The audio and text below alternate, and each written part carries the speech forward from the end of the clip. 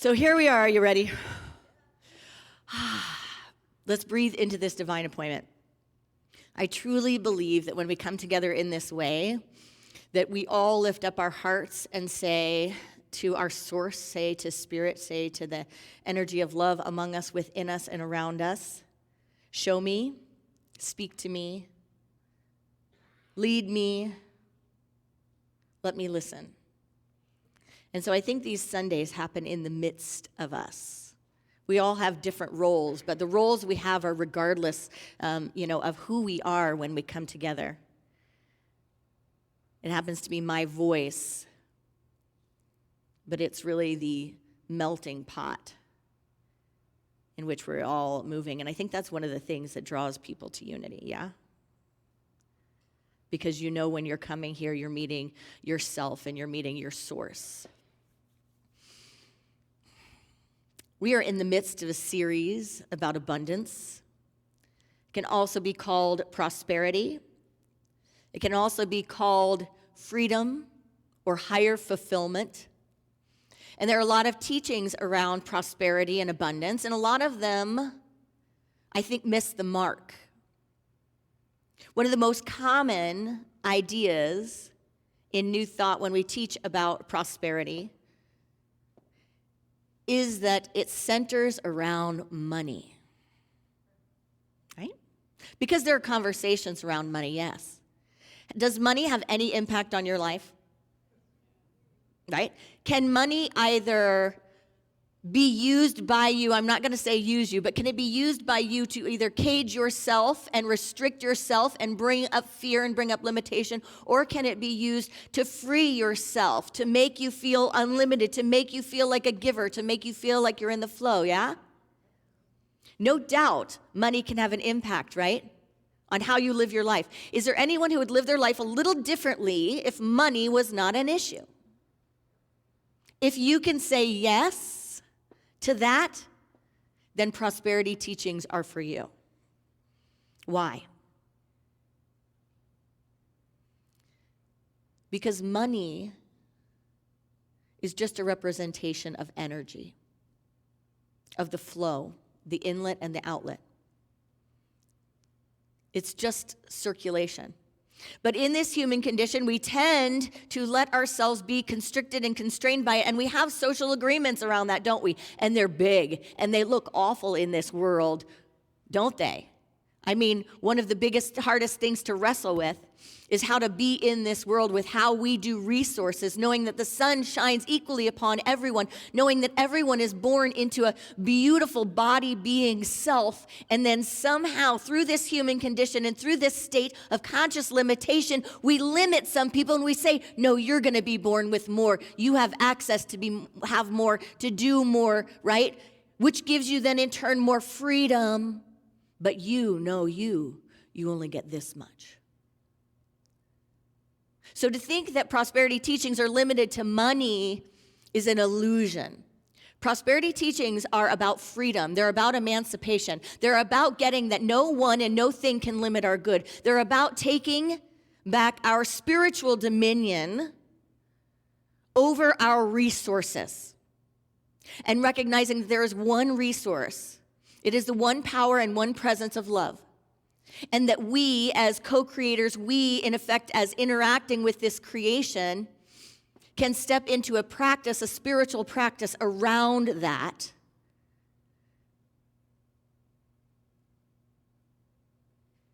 That generates, that leads, that refuses to buy in to the limitations or the systems and refuses to live by the human law and instead activates the spiritual law. And that is that no thing can be held back from you. That is that you live and move and have your being in a world of abundance. That is that there is only one source of your good. And that's not another person, it's not money, it's not a bank account. So the big surprise, I think, to a lot of people when they get into prosperity groups, prosperity teachings, and abundance thinking is realizing, man, this had almost nothing to do with money. There might be an effect, there might be a practice around money, but this is about me living in my freedom and living in my true self. This is about me living on the planet in a different way. And anyone that's practiced it and anyone that's demonstrated that with money, demonstrated it with one of the funkiest things that we have in this human life. One of the things that we have most attachment to, one of the things that we buy into as being the source of our good more than a lot of other things.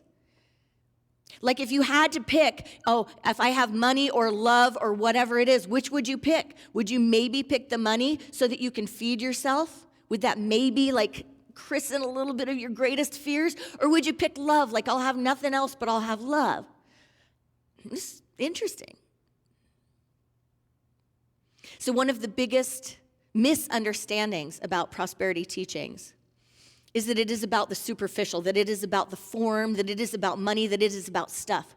It is absolutely not about consumerism.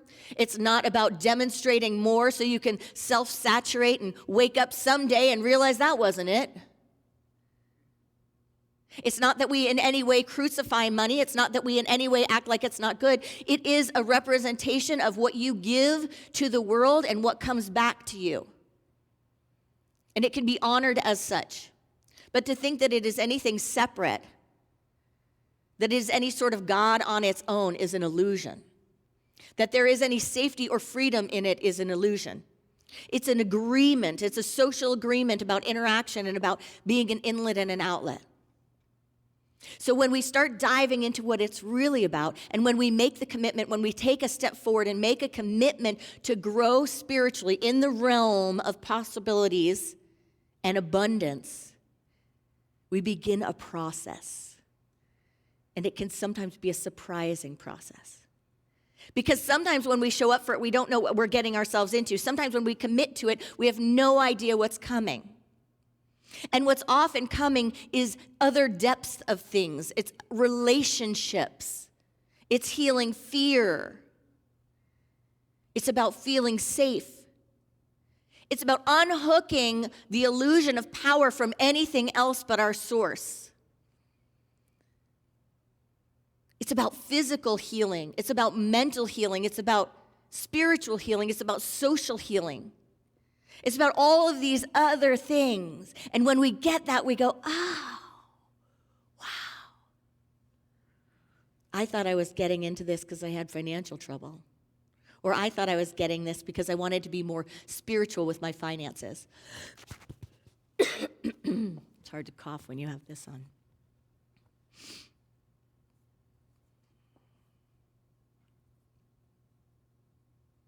It's about emancipating ourselves at the depth of our being. It's about looking at any ways that we have limitations and freeing ourselves.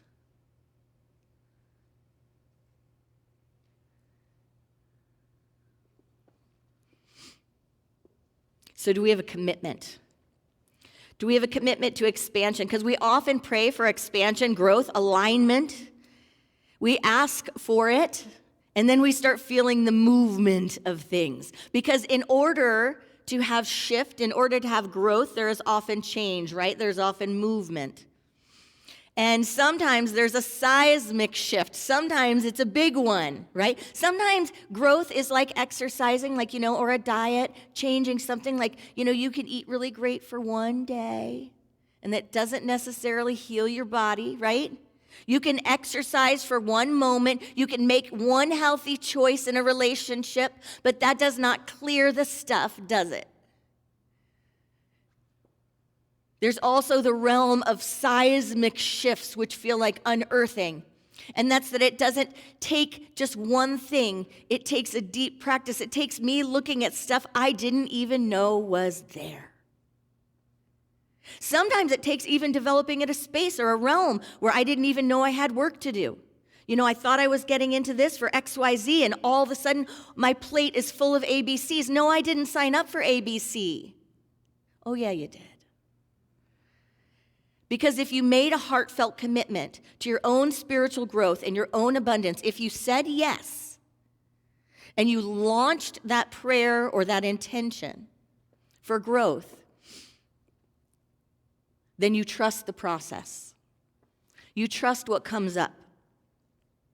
We were having a conversation this morning with the music team, and just a little talk about things that are going on in the intensity of feeling and emotion.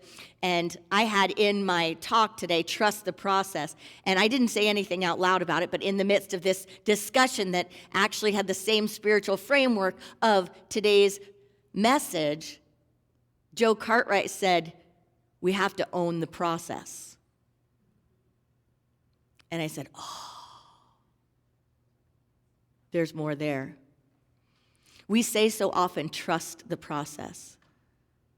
Trust the process, and that's good, because trusting the process is saying, okay, like, I trust you. I trust you outside of me. I'm hoping that's okay to trust you, but I trust you. What's owning the process? Owning the process is I have stepped out of duality about it. I am in it. I am of one heart. I am of one mind. I am of one consciousness. I will own the process. So if I have made the commitment and I have said yes, I am committed to being Spirit-led. I am committed to trusting the process in such a deep and meaningful way that I will own it. Amen?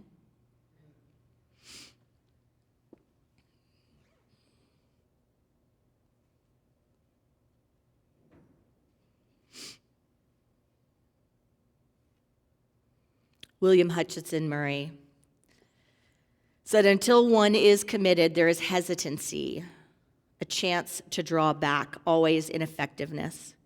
Concerning all acts of initiative and creation, there is one elementary truth, the ignorance of which kills countless ideas and splendid plans. That at the moment one definitely commits oneself, then providence moves too. All sorts of things occur to help one that would never have otherwise occurred. A whole stream of events issues from the decision, raising in one's favor all manner of unforeseen incidents, meetings, and material assistance, which no man could have dreamed would come his way. I have learned a deep respect for one of Goethe's couplets. Whatever you can do or dream you can, begin it. Boldness has genius, power, and magic in it. Begin it now. So have we committed? Have we said yes? Are we ready to own the process?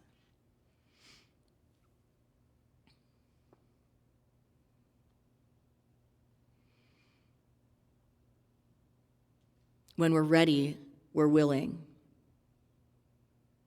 And we work with the part of our minds that starts saying, but not like that, but not this one, but not in that way, not here. I don't do that. I'm not going to look at that. That's not what I was talking about. I'm uncomfortable. It's uncomfortable. It's uncomfortable.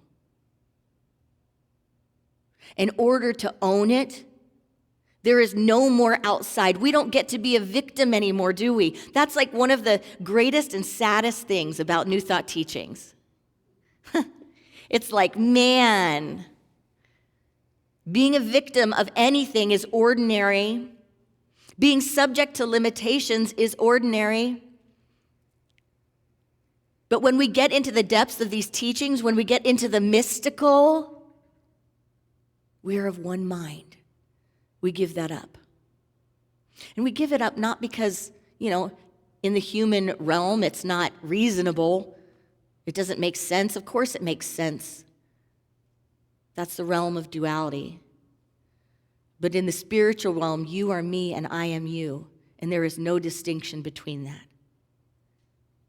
And we co-create all of this. If this is being experienced through my filter, through my lens, through my life, it is here for me. It is here for me. No thing can stand against me. There is no power other than God. There is no power other than Source. There is no thing that can come into my experience right now in this moment that I cannot be present to use for the greater good and the greater unfold of my being. And that takes giving up some things. Trusting the process. Being shown how not to live from our past or our programming, but being shown how we participate in building our future through our filter. If we focus enough, and we know this in Unity, if we focus enough on something, if we focus deep enough and long enough, it becomes the filter through which everything must flow.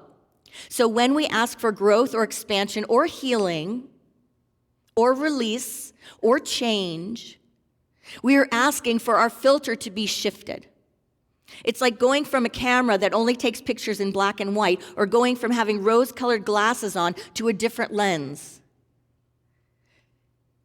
We must be willing to shift the lens because the lens is the filter through which everything can flow. It's the filter through which everything goes out, and it's the filter through everything for everything that comes in. In 1 Corinthians 13:12, it says, "For now we see through glass darkly, but then face to face. Now I know in part, but then I shall know even as also I am known." Another version says, "For now we see in a mirror dimly, but then we will see face to face." So we're talking about vision, light, flow being obscured, constricted, restricted, darkness, limited.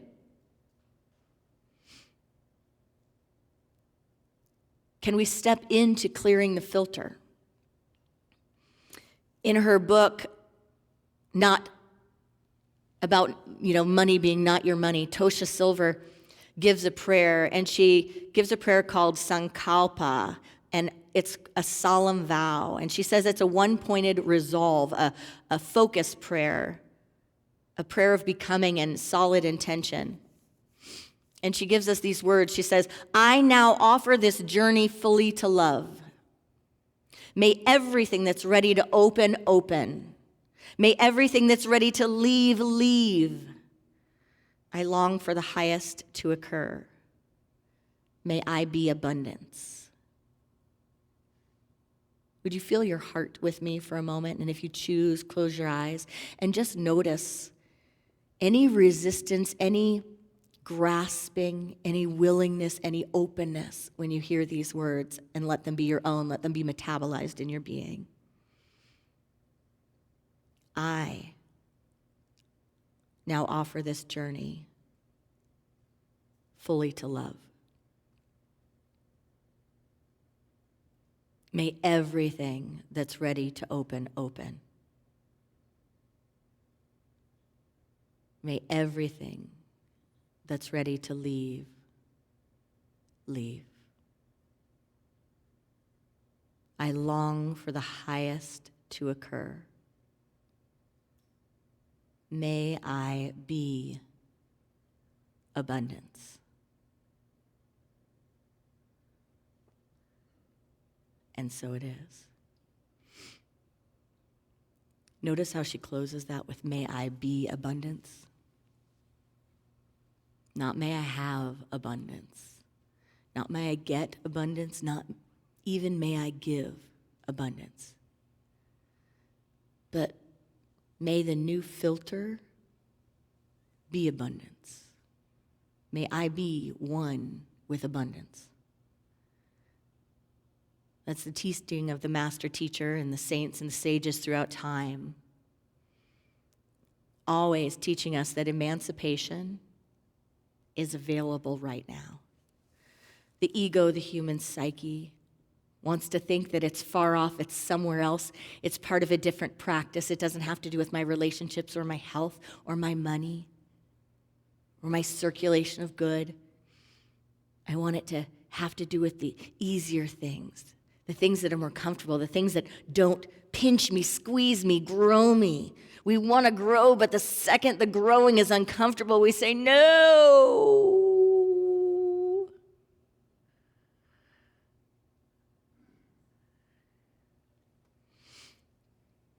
It may not feel good Old issues may resurface.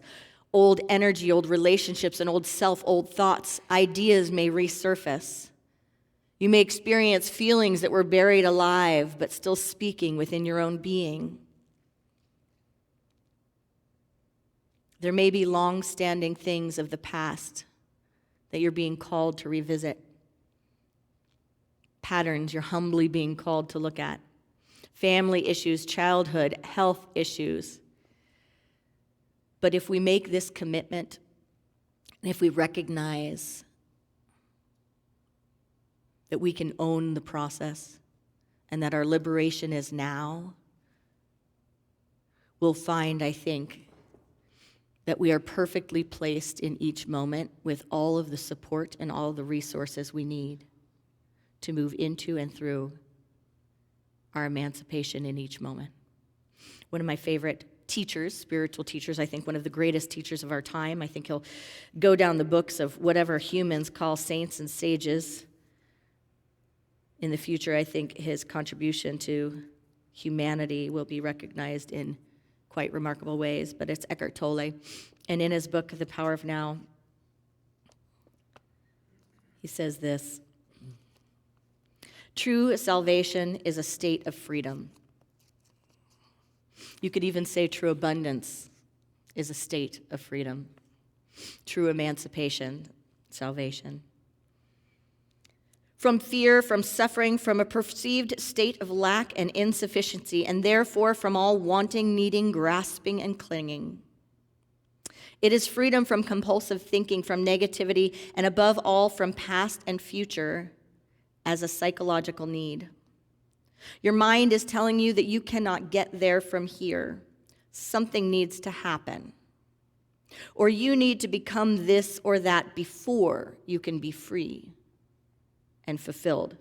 It is saying, in fact, that you need time, that you need to find, sort out, do, achieve, become, or understand something before you can be free or complete.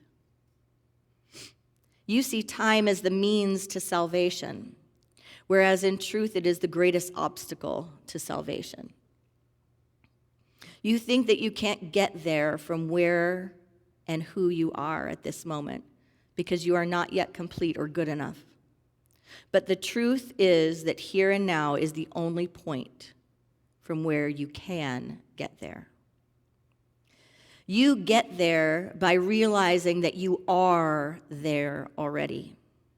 You find God in the moment you realize that you don't need to seek God, so there is no only way to salvation.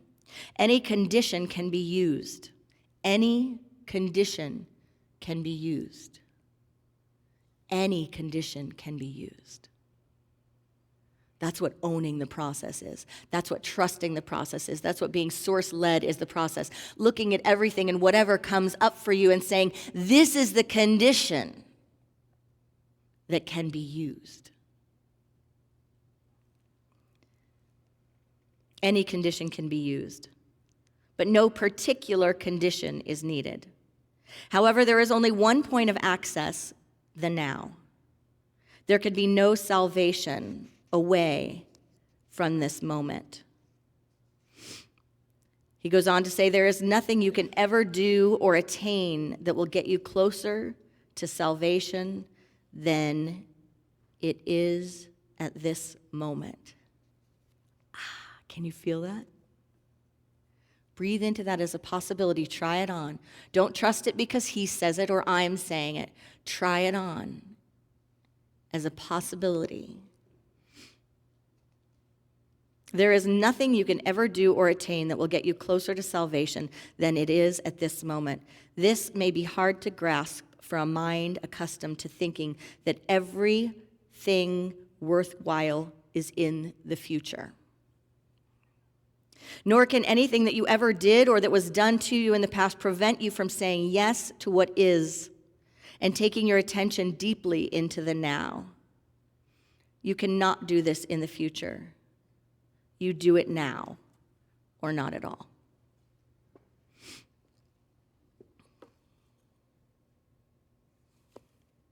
So how do we do it? How do we show up? When we have unearthing happening. When we feel like the tectonic plates of our life or our consciousness are rumbling and shifting, when we're present to the buildings falling down, when we're present to the depth of growth, not just the pretty word growth, like watching the flowers come up in the backyard, but the growth where the flowers came up and the hostas started growing. And then I came out of yoga class with wet hair and it froze in 10 seconds and stood up sideways. And all those little flowers in the backyard and all that green got snowflakes and freezing weather on it. And it had to move into the energy of either resilience and being immune to the outer circumstances, or surrendering and releasing and letting the life go and move down into the roots to be born again.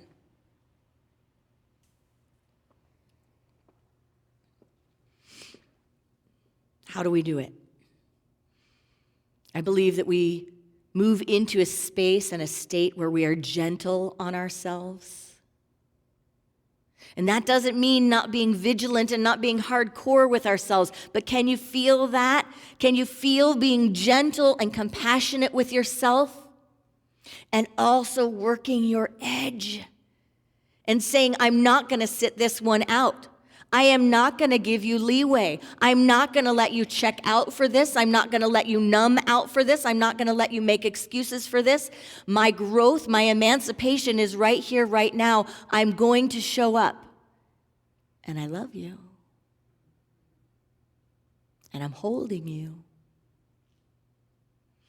And it's unconditional. Be steadfast. Be open, be humble. 3 steps to remember: slow down, lean in, and lift up. Slow down, lean in, and lift up. Slowing down is about creating the space intentionally. That may be removing other things from your plate. That may be recognizing you're in a time of development, a time of awakening, a time of growth. And so minimizing what you really need to be present to, being realistic with yourself, almost going into an incubation period. Being mindful of your energy and your activity. Being mindful about the amount that's on your life, that's in your plate, on your plate, the distractions, but creating space. Slowing down allows us to be humble. It allows us to listen, to look. If we're not slowing down enough, we cannot hear. If we are not slow enough, there are frames that flash by us that we cannot hear. Who has an active dream life? Right? If you do, you know very well that if you get up rushing around, that if you do not have spaciousness in your day, they float by you. I have someone that is in the hospital right now, and I had a dream about this person's wife, and the wife was running along the sidewalks looking for him, just looking for him, yelling, and I knew he was in the hospital. I knew she knew he had been in the hospital, and I found her, and I said, isn't he still in the hospital? And we had this conversation. But that dream came to me. It didn't come to me right when I woke up. It came to me later in the day, and it came for a reason. But to understand that reason, to be able to respond, to be able to do anything with it and to it and for it, and not to just have it be a dream that I didn't remember, I have to slow down. And slow down a lot. Any singer, songwriter, any artist knows this. You have to slow down. Deepak Chopra calls it eavesdropping on the mind of God. When your ego is up, when you're in duality, when you're in argument, disagreement, when you're in a battle with the world, battle with the world, or a battle with yourself, at war with anything, in order to get to the unity consciousness, we have to slow down. So are we willing to recognize the times of slowing down? It goes back to that idea of fasting in the Lenten practice. I am fasting from commotion. I am fasting from speed. That's kind of funny, right? Fasting. Get fast about slowing down. So slow down. In James 1:19, it talks about hearing and doing the word, and it says, "You must understand this, my beloveds. Let everyone be quick to listen, slow to speak, slow to anger." So slow down. The second is to lean in. Lean into silence, lean into self, lean into love, lean into nourishment, lean into self-care. Lean into the full-bodied experience of where you are. We tend to go like that. We tend to press back. We tend to feel like it's too much. Has anyone heard a song that can move them, that can just break them up and break them apart, that can just pull them in and pull them under? For me, that song by Lady Gaga and Bradley Cooper sing, Shallows. It's like I can't hear that song without bleeding. It's like just in my daily life, I can't just have that song come on the radio. It's like I need to be in my room with the lights off, sitting somewhere with tissues ready and my heart open. I need to be somewhere I can bleed when I hear that song. What does that for you? It may not be music, but there's something that does that for you. Can you lean into it? Create the space for it. Make time for it. Metabolize it. Let the world be different because it passed before you.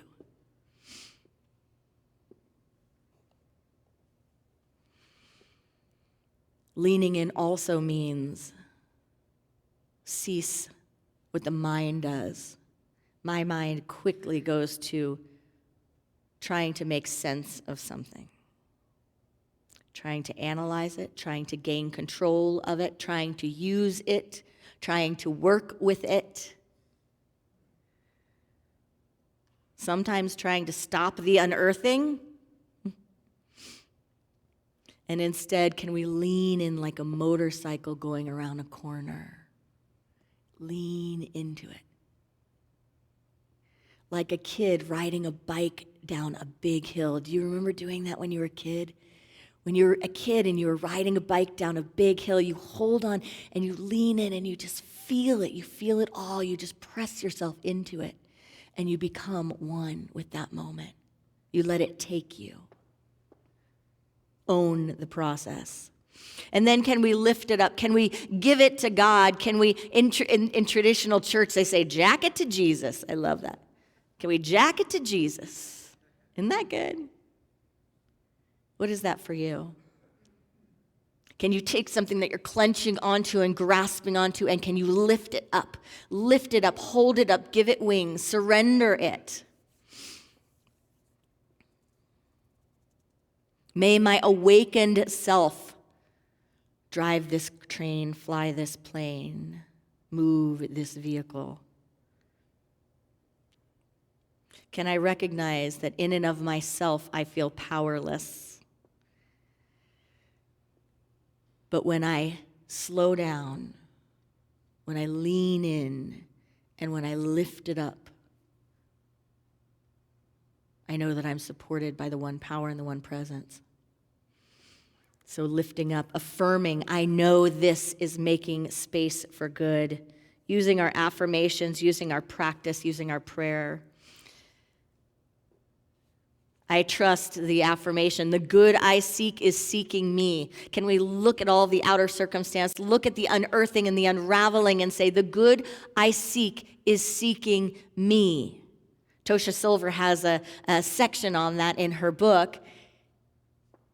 And the section is about like source following you around. Like we always think that I'm searching for something, but what if something is searching for me? What if it's following me around, chasing me like a puppy that wants a treat? Can I slow down, lean in, and lift it up? The good I seek is seeking me.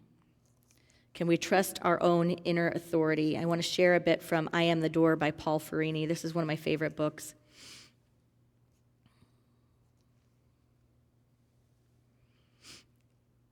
It says, I demonstrate to you the power that manifests when one listens to one's inner voice and follows it. Even when other people judge or object, I stand for the inner authority of the universal heart-mind, which holds everyone in equal reverence. I know that when you trust the divine within, you cannot help but become authentic. I have tried to show you a way of cutting yourself loose from parental authority, cultural authority, and religious authority. I have told you that the laws and customs of men and women are limited by the conditions of their experience. They cannot see beyond them. I have asked you to have the courage to stand alone so you can shed the narrow identifications that prevent you from knowing who you are. I have asked you to leave your homes and your work so that you can stand back and look at your life from a distance, seeing the self-limiting, fear-based patterns of relating. I have asked you to stand back so that you would realize you do not have to sell yourself short. A man and a woman must leave the home of their parents to open to new experiences, or if they are to create a home of their own. For the same reason, you must leave your school, your career, your religion, and your relationships so that you can discover who you are apart from the conditions of your life. You are not just a son or a daughter, a husband or a wife, a carpenter or a plumber, a black person or a white person, a Christian or a Jew. Yet if you identify with these roles, you will not discover the essence within you that goes beyond them. Nor will you find a way to transcend the inevitable division these external definitions will create in your life. I have asked you to listen to others with respect, but never to accept their ideas and opinions as an authority in your life. I have asked you to find that authority within, even though no one else in your life agrees with it. I have asked you to follow that inner authority even in the face of outright criticism from your friends, your family, your church, your race, your political party, and your country. I have asked you to stand alone, not because I wish to isolate you, but so you can know the truth and anchor in it. For there will be times when you will have to stand in the truth, in the midst of a crowd of people who would ignore it, scapegoating and condemning their brothers and sisters as they once condemned me. There will be times, my friend, when you will be the voice in the wilderness that helps people find their way back home. And you could not become that voice if you did not leave home and learn to stand alone with the truth. Namaste.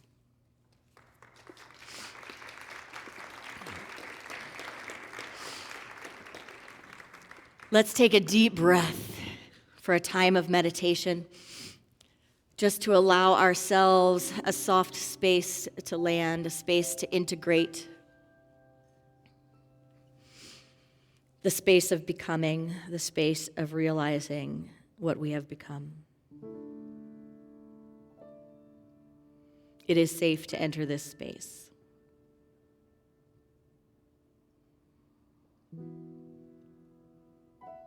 We are inlets and outlets of all that is God, the flow of life coming to us, in us, through us, as us, circulating from us. We are receivers and we are givers. We are one with the flow of life itself.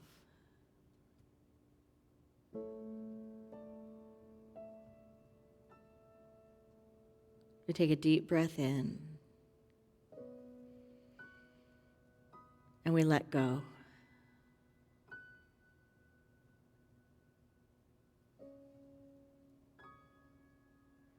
Right here in this now moment.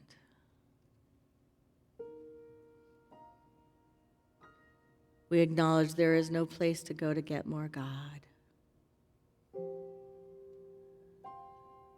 All Godness is right here, right now.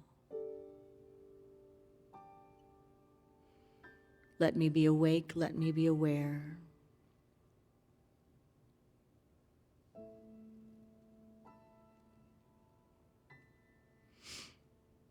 I honor the unearthing.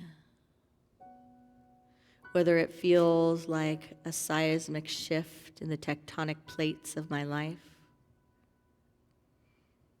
or whether it feels like this growth is so slow, I can hardly detect the shift. Like a new bud on a tree, where from the tip of the limb, green slowly begins to emerge.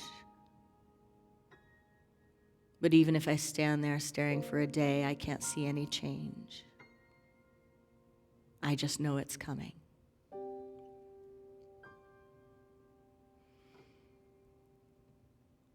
So for all of those areas in our lives where we feel like change is too fast or too slow, we trust the process.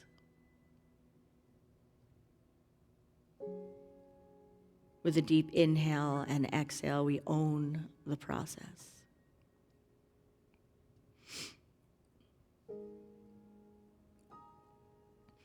I invite us to breathe into these words and make them our own. This is the abundance prayer from Tosha Silver. And as I share this prayer, I open up to feeling each word and interpreting them, and shifting this prayer to where we are right now in this moment.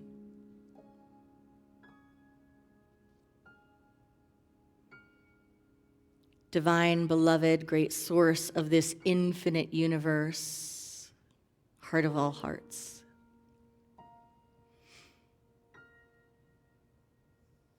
Allow me to give with complete ease and abundance, knowing the truth of the unlimited source of all. Let me be an easy, open conduit for abundance and prosperity. Let me be of my nature, like a river flowing, like a plant growing, like the sun setting and the moon rising.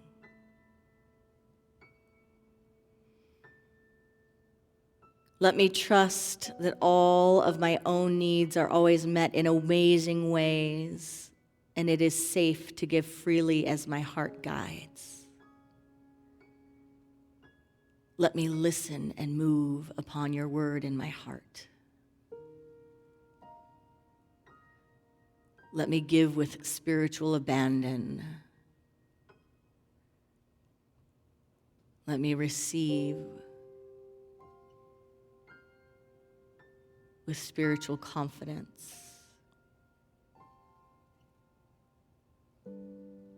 Show me how this goes, how abundance flows to me and from me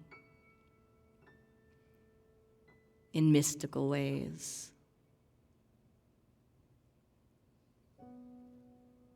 Show me what I am, who I am, and how I am.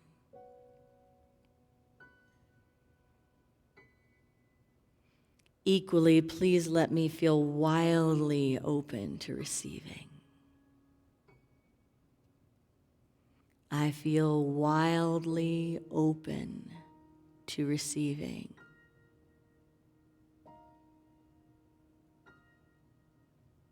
I trust that as I receive, I become wildly open to giving. I am wildly open. May I know my own value, beauty, and worthiness without question.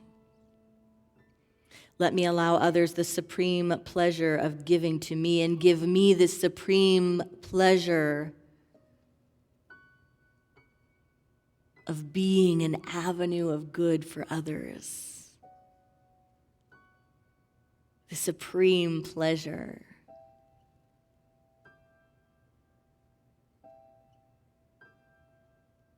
being a channel of source.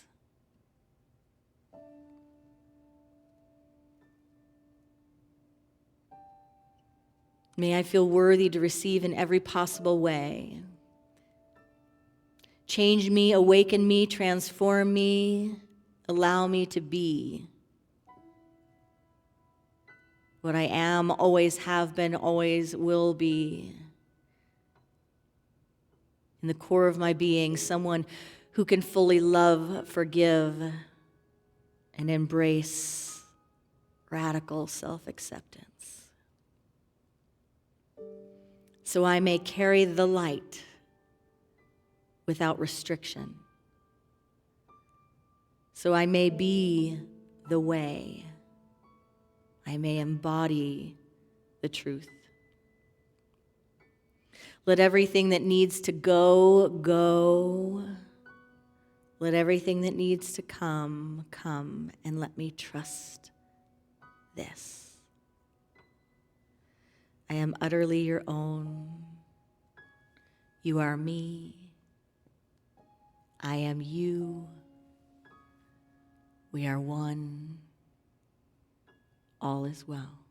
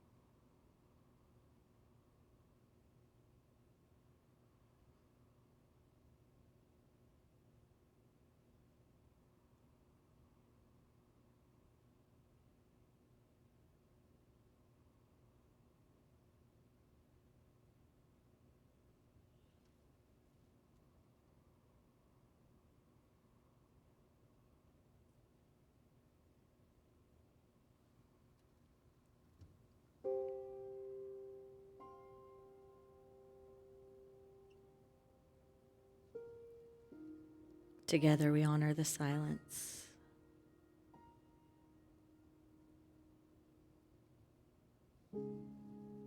The path that brought us to this moment. The wisdom within to guide us through this now moment.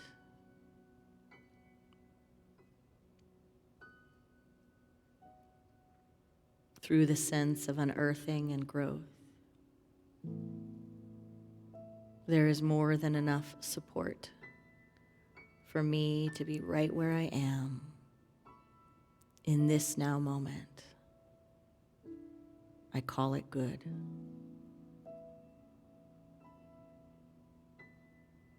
By the power of this practice, may all beings have freedom from suffering and the causes of suffering. May all beings know they are born blessed and here to be a blessing.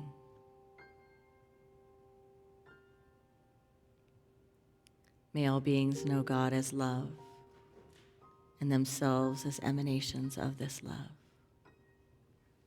Namaste.